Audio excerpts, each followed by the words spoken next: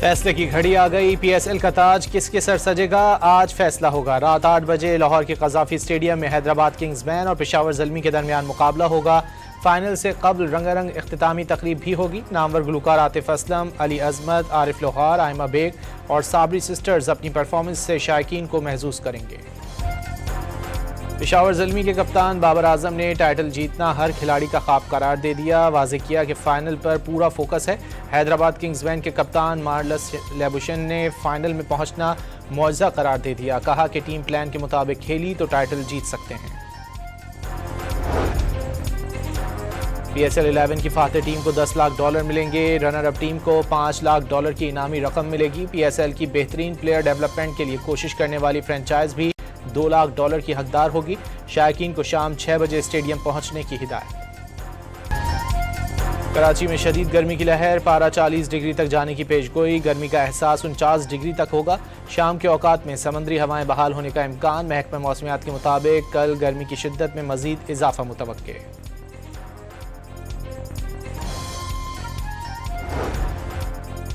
अमरीकी सदर ने ईरान की जानिब से नई तजावीज़ मिलने की तस्दीक कर दी। कहा जल्द तजावीज़ का जायज़ा लेंगे कि ये काबिल कबूल हैं भी या नहीं। वाज़े किया तेहरान से मुज़ाकरात की सलाहियत लामहदूद हैं। ईरान पर दोबारा हमले के इम्कानात भी जाहिर कर दिए। ईरान की बहरी नाकाबंदी को दोस्ताना करार देते हुए कहा कि इससे किसी को नुकसान नहीं पहुँच रहा।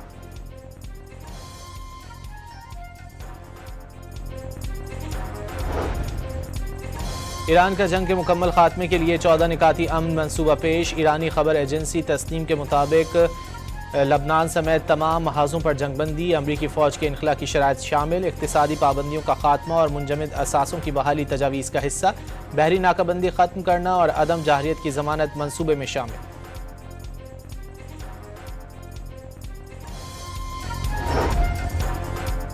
अमन के लिए पाकिस्तान को मंसूबा पेश कर दिया। गेंद अब अमरीका के कोर्ट में है, वो सिफारतकारी का रास्ता मुंतखब करे या महाजाराई का। ईरानी नायब वज़ीर ख़ारजा का दो टोक पैगाम। वाज़े किया किसी भी जारहियत का मुंह तोड़ जवाब देने की तैयारी मुकम्मल है।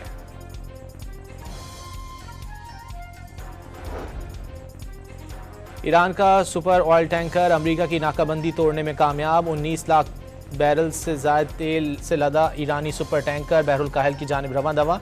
खाम तेल की मालियत $22 करोड़ बनती है। तेल बरदार जहाज ईरान की नेशनल टैंकर कंपनी की मिल्कियत है। अमरीकी बहरिया का 48 बहरी जहाज़ों का रुख मोड़ने का दावा। सेंटकॉम के मुताबिक 20 दिन के दौरान 48 जहाज़ों को रोका गया। वाज़े किया कि ईरान से मुंसलिक या ईरानी सामान से लदे किसी भी जहाज़ को रोक दिया जाएगा।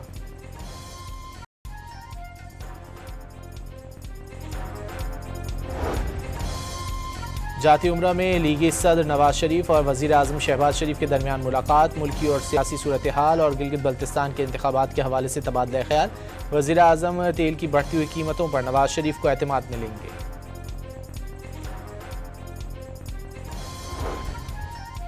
वज़ीर दाखिला मोहसिन नकवी का नादरा सेंटर शिमला पहाड़ी का अचानक दौरा। एयर कंडीशन बंद और लंबी कतारें देखकर वज़ीर दाखिला का बरहमी का इजहार।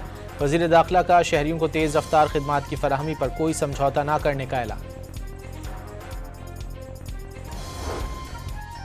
वज़ीर आला सिंध का रेड लाइन मनसूबे की साइट का दौरा। जेल चौरंगी से मुआयने का आगाज़ किया। मुराद अली शाह ने मुनव्वर चौरंगी अंडरपास का भी जायज़ा लिया। हबीब यूनिवर्सिटी ता रेस कोर्स रोड जारी तरक्याती कामों का मुआयना किया।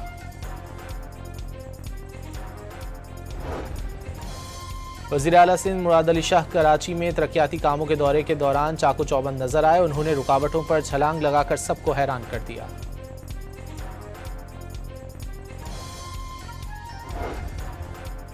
सिंध के सीनियर वजीर शर्जील मेमन का कहना है कि जब तमाम ऑप्शन खत्म हो जाएं तो सख्त फैसले करने पड़ते हैं। मीडिया से गुफ्तगू में शर्जील मेमन ने कहा कि FWO को काम देने के बाद मंसूबे पर काम की रफ्तार तेज हो गई।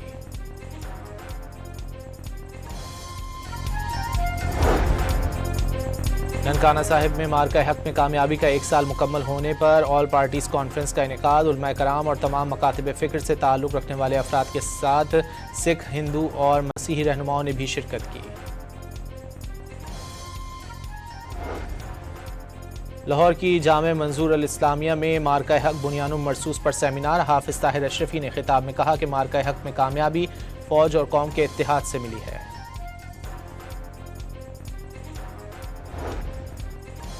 पाकिस्तान के मीडिया ने मार्का हक के दौरान अहम जिम्मेदारी अदा की, गलत मालूमात का तदारुक किया। भारत के खिलाफ जंग में पाकिस्तानी सहाफ़ी बरादरी का किरदार लायक तहसीन था। सोशल मीडिया प्लेटफॉर्म्स का गैर जिम्मेदाराना इस्तेमाल तशवीशनाक है। सदर, वज़ीर आज़म और वज़ीर आला पंजाब का आज़ादी सहाफ़त के आलमी दिन पर पैगाम।